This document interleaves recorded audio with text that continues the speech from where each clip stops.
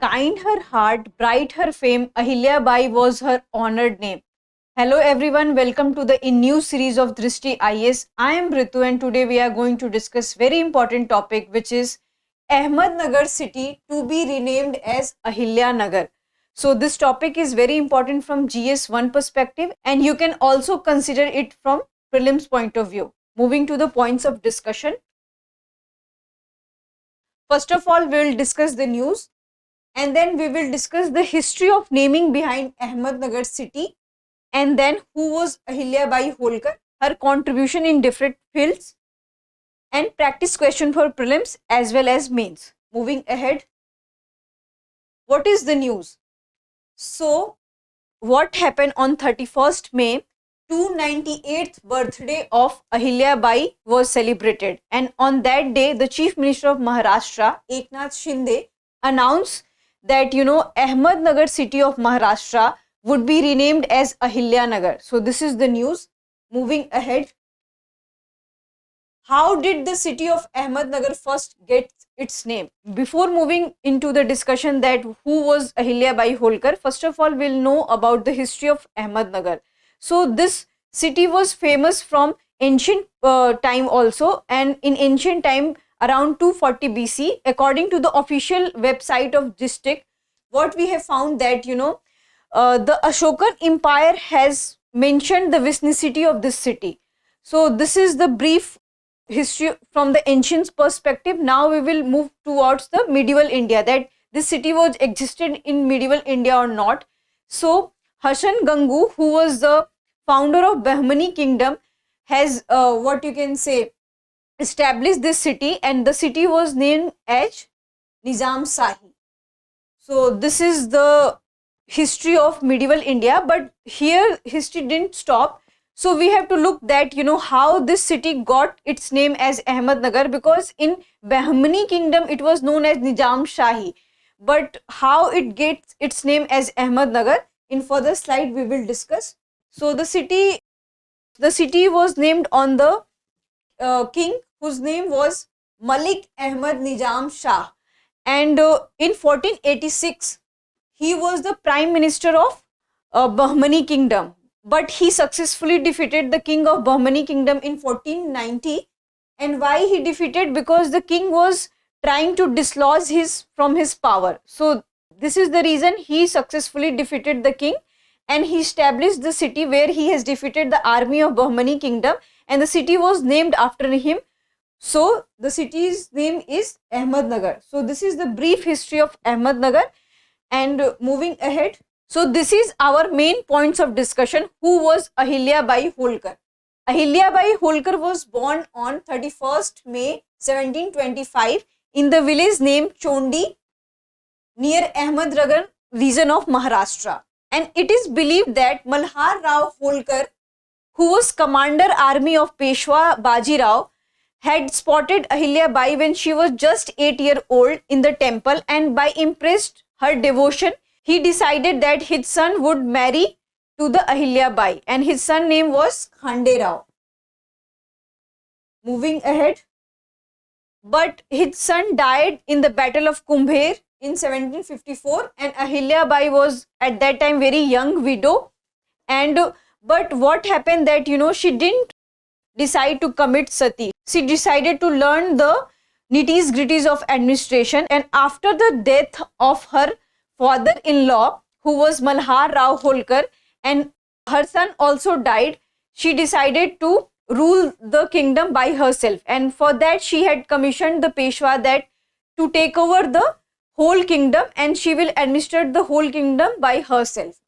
And she ruled nearly 30 years in the Malwa region of Maharashtra. Moving ahead, her contribution. So earlier Indore was just like a village, so she developed Indore from a village to a very beautiful and magnificent city. After that, she had made Maheshwar at its capital, and she had also established textile industry in Maheshwar, and today's Maheshwar is very famous for Maheshwari saris, and she had also patronized Marathi poets whose name was Moropant and Shahir, and she had also patronized Sanskrit scholar whose name was Khushhali Ram.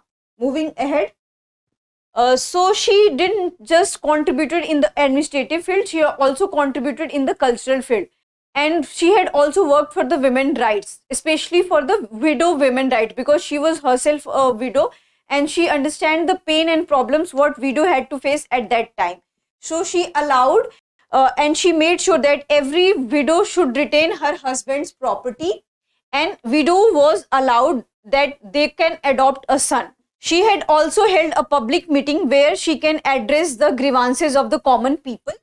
And she had also done so many philanthropic work, and she is popularly known as Philosopher Queen.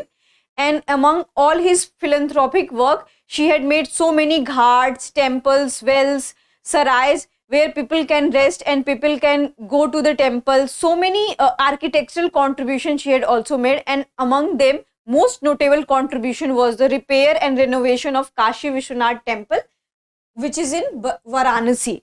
So this is her contribution.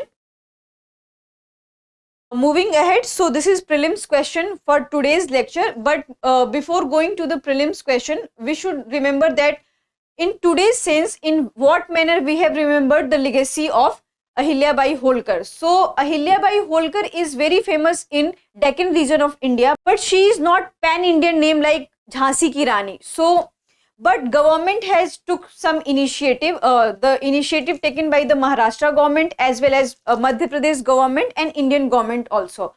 So in 1996, a leading citizen group of Indore had decided to introduce an award on her name, and on the same year, the government of India had also decided to issue an stamp on her name. So this is a brief contribution by government of India and Madhya Pradesh government.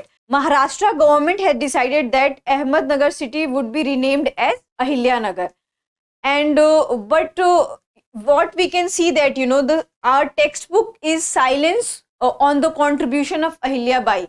So this is a need of an hour that, you know, the textbook should talk about contribution of Ahilyabai.